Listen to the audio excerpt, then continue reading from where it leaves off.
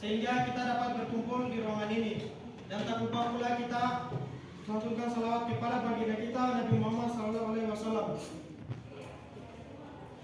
Sebelumnya kami dari mahasiswa Politeknik Bau-Bau jurusan rekam medis, maksud kedatangan kami ke sini yaitu untuk mensosialisasikan penyakit menular seksual.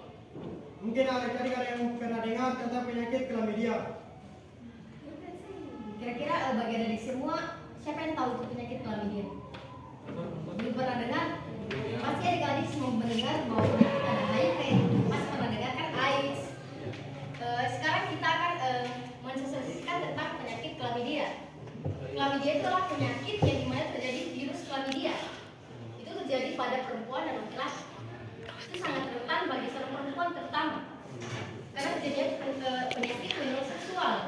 Itu sangat rentan, apalagi di kalangan remaja seperti adik-adik sekalian, yang dimana itu masa pubertas kan, pasti perempuan sudah mengalami namanya menstruasi, setelah bisa mengalaminya bebas seperti itu.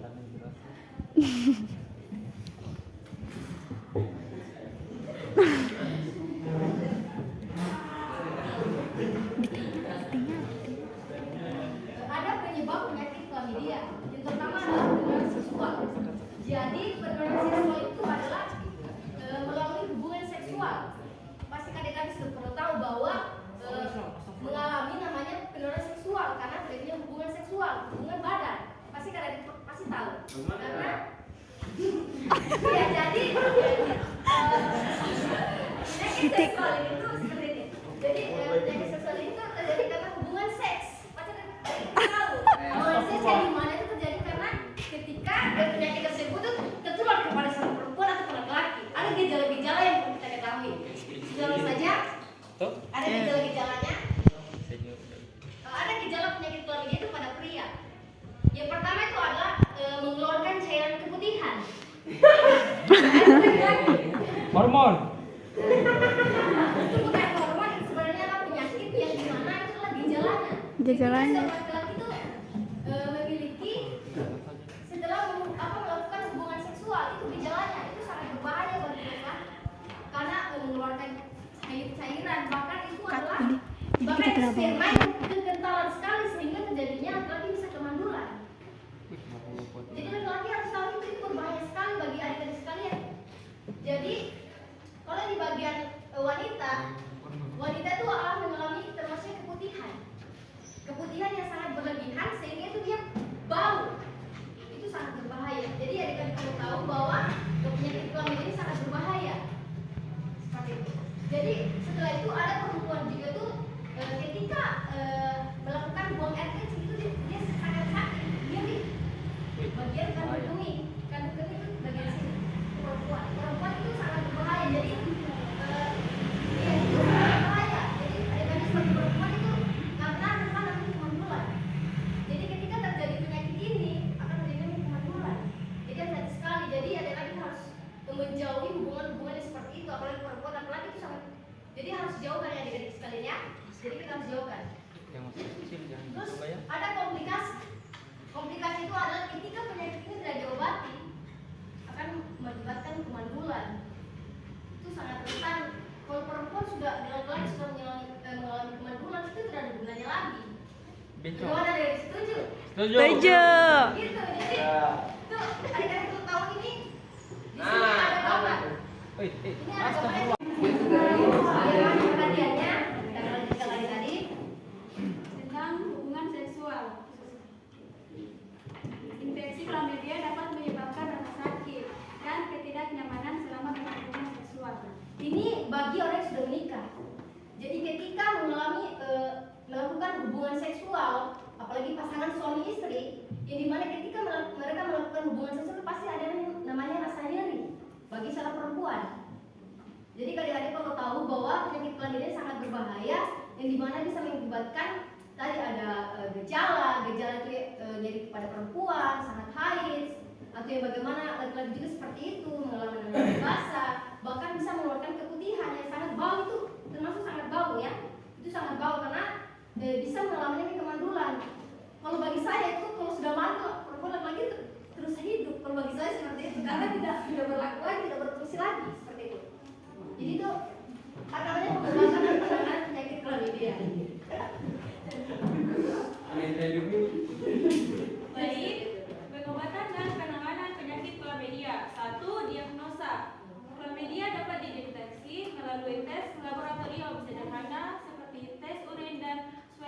vagina. Jadi ada diagnosis. Klamida itu dapat deteksi melalui tes laboratorium. Jadi kalau adik-adik pergi ke rumah sakit, pasti ketika adik-adik mengalami namanya penyakit klamidia, pasti adik-adik langsung masuk ke rumah sakit, langsung itu berhubungan dengan kita. Kita masih orang rekam medis yang dimana kita mencatat diagnosa penyakit atau data-data tentang pasien. Jadi kalau adik-adik pergi ke rumah sakit, pasti ketika gejala tersebut pasti akan dimasukkan ke dalam tes laboratorium, harus dites. Itu melalui tes urin bagi laki-laki, bisa melakukan dari dengan tes swab vagina bagi seorang perempuan. Itu sangat berbahaya. Jadi kalau adik-adik ke rumah sakit harus melakukan tes rutin sehingga bisa menjauhkan dari penyakit klamidia tersebut. Klamidia itu diakibatkan oleh virus ya. Ini virus yang dimana terjadinya hubungan seksual tadi. Dua, terapi antibiotik. Klamidia umumnya dapat disembuhkan dengan pengobatan antibiotik yang tepat dan dikonsumsi sesuai dengan instruksi dokter. Jadi kalau adik-adik pergi di rumah sakit, pasti itu akan diberikan namanya obat antibiotik. Adik-adik tahu apa itu antibiotik? Siapa yang tahu? Ada yang tahu? Antibiotik? Jadi antibiotik itu ketika adik-adik ke rumah sakit, maka dia akan berhadapan dengan apoteker. Siapa tahu apoteker itu apa? Siapa yang tahu? Apoteker itu dia kerjanya apa? Siapa yang tahu? Angkat tangan. Ayo cepat. Belum tahu jawab. Ayo. Nah, betul sekali. Bintang berikan tepuk tangan untuk teman-teman. Jadi apoteker itu dia adalah pengurus obat. Bagaimana ketika pasien datang ke sebuah apoteker sehingga bisa namanya obat. Antibiotik ini adalah seperti penyakit alergi, itu tadi gatal-gatal, penyakit apa namanya? Nyeri. Antibiotik itu adalah untuk menghilangkan nyeri-nyeri tersebut. Dan peradangan yang ada di panggung jadi haid. Jadi adik-adik kalau di rumah sakit pasti dikasih namanya antibiotik. Antibiotik itu adalah diminum, harus dihabiskan. Jadi kalau ada yang sakit ke puskesmas, kalau dokter bilang antibiotik itu harus dihabiskan, tidak boleh ditinggalkan karena itu akan ketika adik-adik tidak menghabiskan antibiotik itu, maka dia akan terjadi kembali lagi. Jadi seperti itu. Ya.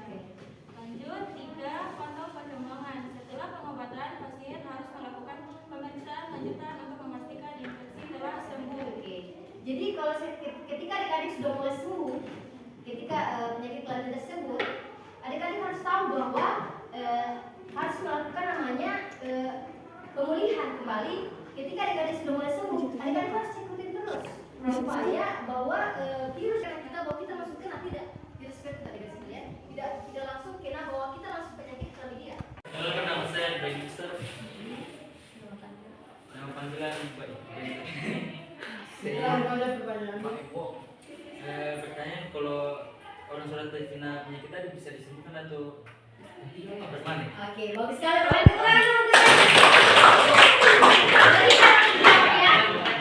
Penyakit klamidia itu dia Menyembuhkan. dia Butuh proses. Jadi tadi kita kalau tahu bahwa klamidia itu hampir sama dengan penyakit HIV/AIDS. Kalau penyakit HIV/AIDS itu ada obatnya. Jadi ketika kalian menerima hubungan seksual yaitu HIV/AIDS itu akan bisa disembuhkan. Dia cuma dapat mencegah tapi tidak dapat disembuhkan. Kalau itu HIV/AIDS ya. Kalau klamidia dia mungkin bisa dapat disembuhkan dengan cara mencegah. Itu tadi jangan hubungan seksual. Jangan apalagi kan kalau remaja ini kan rasa keingin tahu itu lebih tinggi. Ya. Ya kan betul kan? Betul. Jadi adik-adik tahu itu sangat berbahaya. Mungkin kalau disembuhkan itu sangat besar, mungkin 50%. Assalamualaikum wabarakatuh. Perkenalkan, nama saya Fitriani, biasa dipanggil Fitri. Pertama-tama terima kasih atas kesempatan saya. Baik, langsung saja pertanyaannya. Apakah ada hal lain selain hubungan seksual yang menyebabkan tertularnya penyakit klamidia? Iya, Masya Allah. Jadi itu tadi ada hal lain selain hubungan seksual yang dalam kontak mata. Jadi hubungan seksual itu adalah melalui kontak mata, melalui oral, onal. Jadi bukan cuma hubungan seksual. Karena namanya penyakit menular seksual.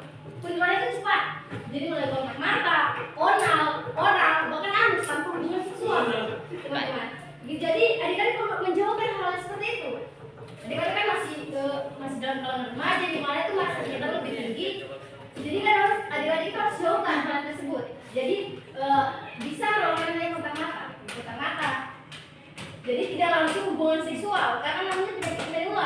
yang dimana penularan sangat cepat. Jadi ketika tadi melakukan hubungan seksual tersebut, itu sangat cepat itu penularannya untuk kalian sekalian. Gitu. Jadi selamat puasa. Oke, Waalaikumsalam.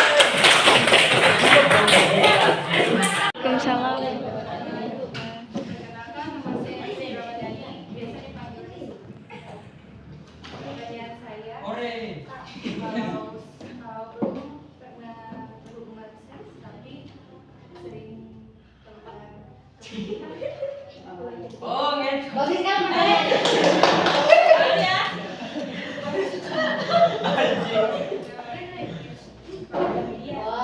Oh, termaksud. Bagus kan pertanyaannya.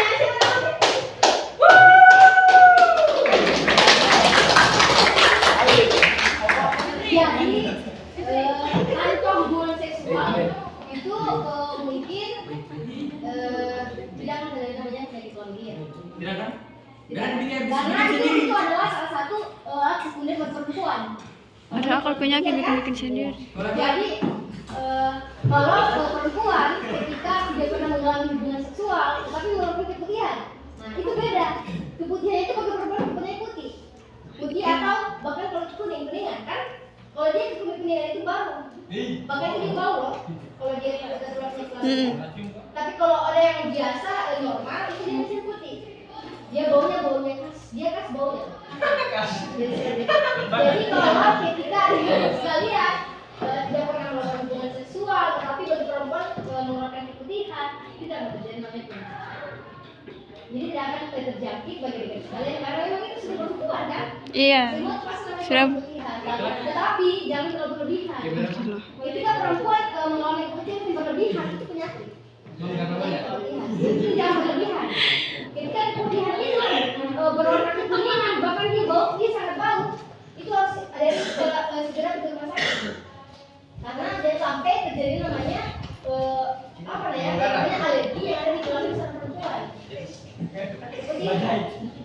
Jadi tadi makanya itu ada untuk menjauhi ada caranya. Untuk perempuan ya ada caranya. Yaitu untuk menjauhi itu kan biasanya itu yang dibantu oleh jamur. Jamur yang berperan dalam vagina seorang perempuan. Ada caranya. Baik untuk adik-adik, sebelumnya berterima kasih telah memberikan kami waktu. Sebelum kami tutup, Pasti adik-adik belum ada yang tahu nama-nama kami kan? Ya. Mungkin sebelumnya perkenalkan, nama saya Sulaiman. nama saya Taya Rumayanti. Saya Rusiana. Saya Nurmalasari. Kami di sini ya. Baik, sekali lagi terima kasih kepada adik-adik SMA Negeri 2 Patoga. Saya tutup sosialisasi hari ini dengan ucapan Assalamualaikum warahmatullahi wabarakatuh. Waalaikumsalam.